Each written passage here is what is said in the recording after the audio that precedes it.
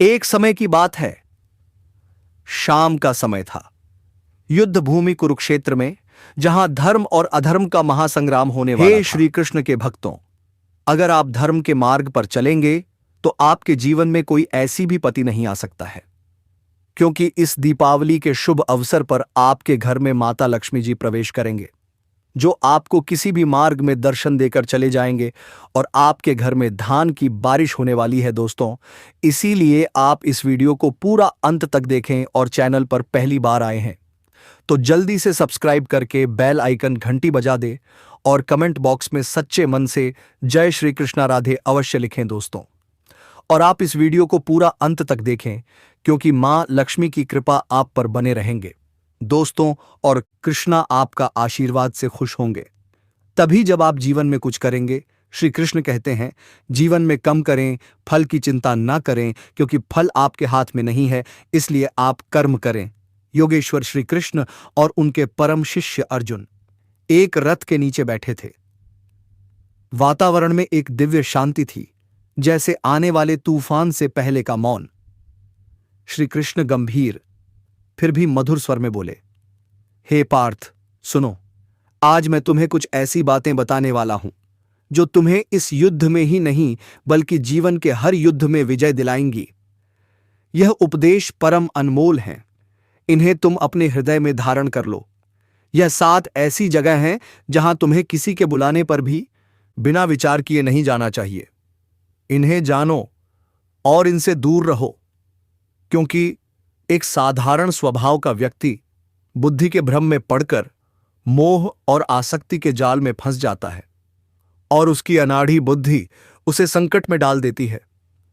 मैंने देखा है पार्थ, तुम अपने धर्म के मार्ग पर तो चल रहे हो, लेकिन क्षणिक मोह के कारण कई बार विचलित हो जाते हो।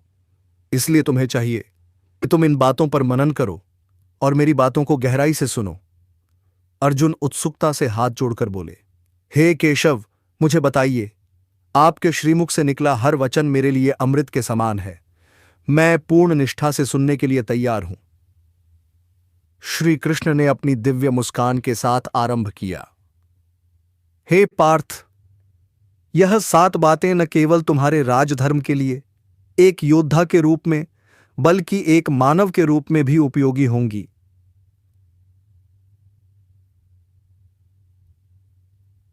यह चारों वेदों, उपनिषदों और परम धर्म गीता के सिद्धांतों पर आधारित हैं।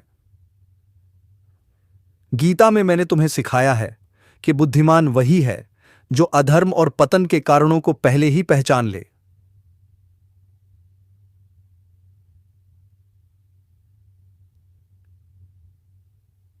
तो चलो पार्थ, एक एक करके इन 7 स्थानों पर चर्चा करते हैं। मैं तुम्हें प्रत्येक पर विस्तार से बताऊंगा, कारण समझाऊंगा और बताऊंगा कि क्यों उन जगहों पर जाना वर्जित है। यह ज्ञान तुम्हें अजय बना देगा। क्यों? क्योंकि मनुष्य का मन इतना कमजोर होता है कि अपमान उसे भीतर से तोड़ ढह देता है। एक धनुर्धर होकर भी अगर तुम अपमानित हुए तो तुम्हारा मनोबल टूट जाएगा। अपमान की ऊर्जा इतनी घातक होती है कि वह तुम्हारे आत्म तेज को खोखला कर देती है, तुम्हारी निर्णय क्षमता को कमजोर कर देती है और तुम्हें दुर्बल बना देती है। गीता में मैंने कहा है, सम्मानितस्य चाकीर्तिर मरणादति रचते, अर्थात सम्मानित पुरुष के लिए अपयश मरण से भी बढ़कर है। पहले पता करो कि वहां कौन लोग हैं।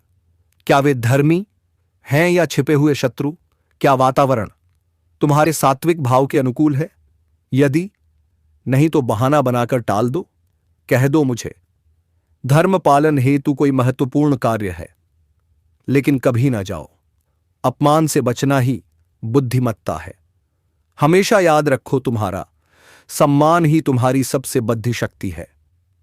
दूसरी जगह, विषय भोग वासना का केंद्र। श्री कृष्ण गहरी दृष्टि से अर्जुन की ओर देखते हुए बोले, वत्स, जीवन में कुछ स्थान ऐसे होते हैं जहां प्रवेश करना अपने चरित्र और आत्मबल को खो देना है। इनमें से एक है अधर्म से पूरित विषय भोग का केंद्र। जिस राजा का सेनापति विषय सक्त हो जाता है, उसकी सेना दुर्बल हो जाती है। जिस मंत्री का मन वहां जाता है उसकी नीति भ्रष्ट हो जाती है। मनुष्य के जीवन का आधार है उसका चरित्र और चरित्र का शत्रु है अधर्म, सम्मत वासना, काम। विषय भोग का केंद्र बाहर से आकर्षक दिख सकता है, क्षणिक सुख, मोह और आसक्ति का आभास होता है, लेकिन भीतर से वह स्थान आत्मा की ऊर्जा को सोख लेने वाला, पुण्य को नष्ट करने वाला और पाप देह की गंध से भरा हुआ होता है। गीता में मैंने कहा है, काम ए क्रोध ए रजोगुण समुद्भव महाशो महापापमा विद्यनमः वैरणम, अर्थात यह काम वासना ही क्रोध है जो रजोगुण से उत्पन्न होता है। यह बद्दा पेटू, कभी ना तृप्त होने वाला और बद्दा पापी है। तुम इसी को यहां संसार में शत्रु जानो। विषय भोग के घर जाने का अर्थ है अपने चरित्र को दांव पर लगाना, क्योंकि वहां जाने वाला व्यक्ति धीरे धीरे अपनी इच्छाओं का गुलाम बन जाता है। शरीर का सुख क्षणिक है, लेकिन उसका असर दीर्घकालिक होता है। आत्मा का तेज घटता है और मनुष्य धीरे धीरे आलस्य, मोह और निर्बलता में फंस जाता है। धर्म, अर्थ, काम और मोक्ष 4 पुरुषार्थ हैं, लेकिन काम का स्थान केवल धर्म सम्मत है। जब काम धर्म की मर्यादा से बाहर जाता है तो धर्म नष्ट हो जाता है। वेद और उपनिषद बार बार आत्मसंयम का महत्व बताते हैं। वहां जाकर साधक अपने भीतर की तपस्या को नष्ट करता है, वासना का दास बनता है, वह दुर्बल और अपमानित होता है। तीसरी जगह है मदिरा और नशे का वातावरण। श्री कृष्ण बोले, जहां मदिरा और नशे का वातावरण होता है वहां जाना आत्मा को अंधकार में धकेलने के समान है। मदिरा केवल शरीर को विषाक्त नहीं करती, बल्कि मन और बुद्धि की जड्ढों तक को नष्ट कर देती है। क्षणिक सुख और उन्माद के लिए मनुष्य जो मूल्य चुकाता था है वह है विवेक का ह्रास, और विवेक ही मनुष्य का सच्चा धन है। यदि विवेक चला गया तो राजसत्ता, विद्या, पराक्रम और साधना सब व्यर्थ हो जाते हैं। वह स्थान पाप का घर है, वहां की हवा भी दूषित है, वहां का संगीत भी उन्मादक है। ऐसे स्थान पर जाने वाला व्यक्ति धीरे धीरे उसी अज्ञान की लहर में बहने लगता है। पहले वह केवल दर्शक बनता है, फिर संगति उसे खींच लेती है और शीघ्र ही वह भी उसी दोष में डूब जाता है। गीता में दैवी और आसुरी संपदा का वर्णन करते हुए मैंने कहा है कि अज्ञान और नशा आसुरी स्वभाव के लक्षण हैं। प्रवृत्ति चे निवृत्ति च जना न विदुरासुरा न शौचम नापि चाचारो न सत्यम तेषु विद्यते, अर्थात आसुरी स्वभाव वाले मनुष्य ना तो प्रवृत्ति करने योग्य और न निवृत्ति ना करने योग्य को जानते हैं। उनमें ना तो बाहर भीतर की पवित्रता है, ना अच्छा आचरण और ना ही सत्य। नशे में धुत मनुष्य का रहस्य बाहर निकल जाता है और यही अवसर शत्रु को चाहिए होता है। आध्यात्मिक दृष्टि से देखें तो नशा आत्मा की पवित्रता को ढक देता है। मनुष्य का अंतर्मन जो दिव्यता का स्रोत है, नशे के धुएं में दब जाता है, ध्यान टूट जाता है। इसलिए पार्थ, जहां मदिरा का प्रवाह हो, जहां लोग अपने विवेक को शराब की प्याली में डुबो रहे हो, उस स्थान से कोसों दूर रहना। चौथी जगह शत्रु का घर, माया और छल का जाल। शत्रु का घर वह स्थान है जहां विश्वास का नामो निशान नहीं होता। यह ऐसा विष भरा कुआव है और जो वहां जाता है वह स्वयं को महासंकट में डालता है। शत्रु की मधुर वाणी और आतिथ्य एक मायावी जाल है जो मनुष्य को भुलावे में डालकर उसका सर्वनाश करता है। शत्रु का घर छल से भरा होता है और हर कदम पर विश्वासघात की तलवार लटकती है। जो व्यक्ति शत्रु के घर में प्रवेश करता है वह अपनी बुद्धि और विवेक को दांव पर लगाता है। पहले वह आतिथ्य में बहता है, फिर धीरे धीरे शत्रु की कुटिल चाल में फंस जाता है।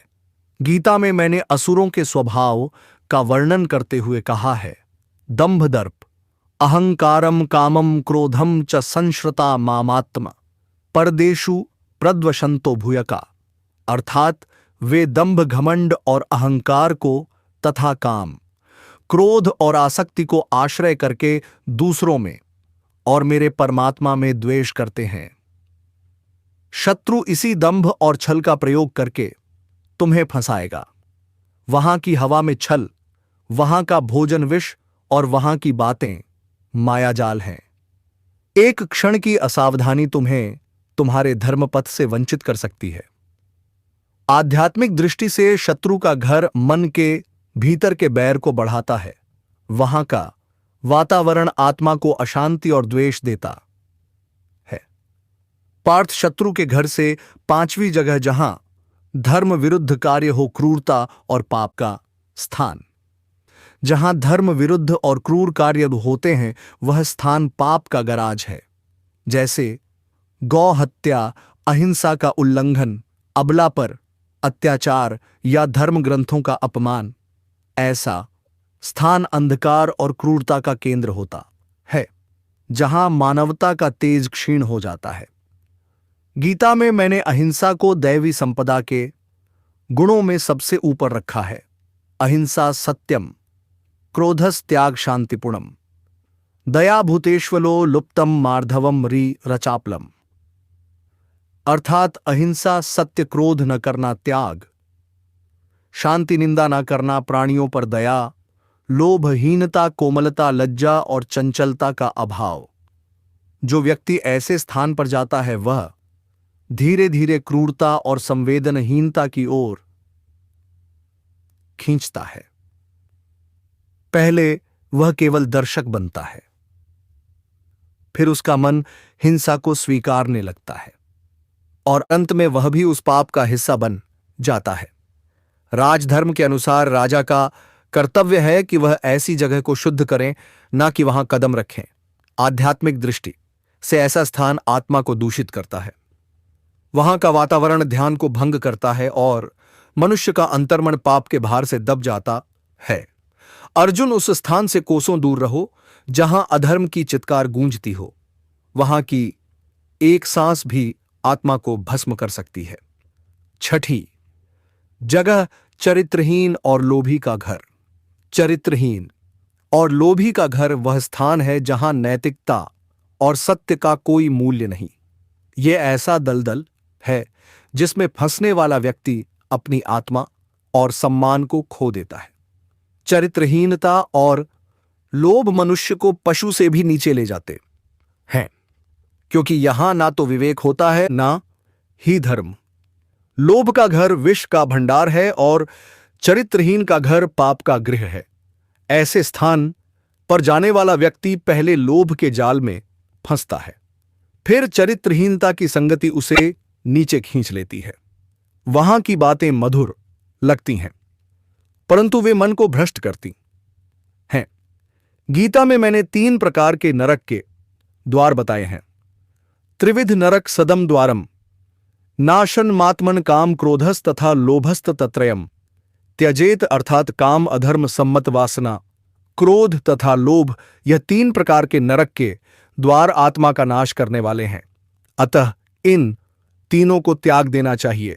लोभ और चरित्रहीनता मन को भटकाती है, ध्यान को तोड़ डालती है और व्यक्ति को सत्य के मार्ग से दूर ले जाती है।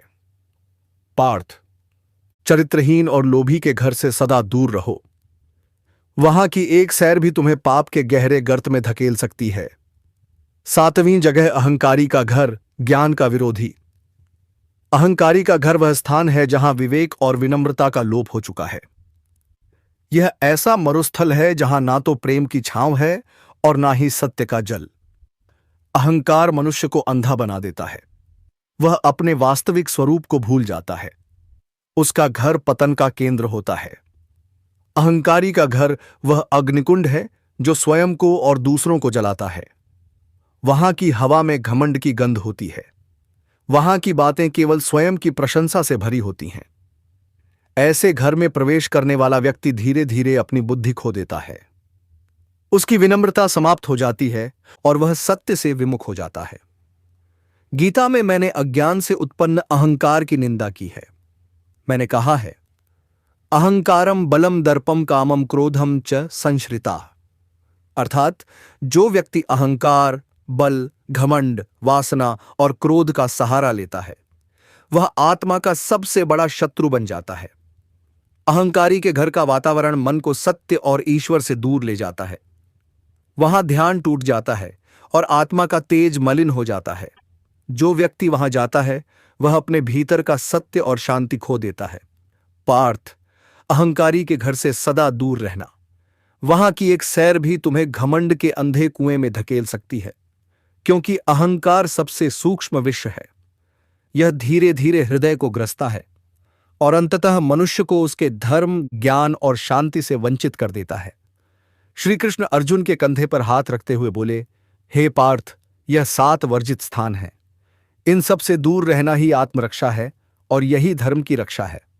सदा याद रखो, तुम्हारा जीवन एक दिव्य यात्रा है। बुद्धि और संयम से काम लो। तुम धर्म के पथ पर चलो और सत्य स्वयं तुम्हारा सारथी बनेगा। अर्जुन की आंखों में श्रद्धा के आंसू थे। उसने हाथ जोड़कर कहा, हे केशव, आपके इन उपदेशों ने मेरे मन का अंधकार मिटा दिया है। अब मैं सत्य और धर्म के मार्ग पर दृढ़ हूं। श्री कृष्ण मुस्कुराए। उनके मुखमंडल से ऐसा तेज निकल रहा था जैसे सूर्य स्वयं झुक गया हो।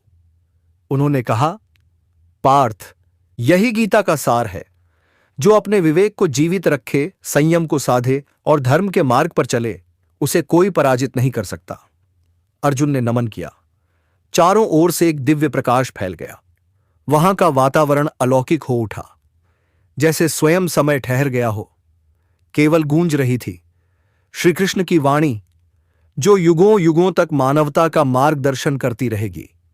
दोस्तों, अगर अभी तक चैनल को सब्सक्राइब नहीं किया तो सब्सक्राइब करके बेल आइकन घंटी बजा दे और कमेंट बॉक्स में जय श्री कृष्णा राधे अवश्य लिखें दोस्तों, और वीडियो को लाइक कर दें। धन्यवाद।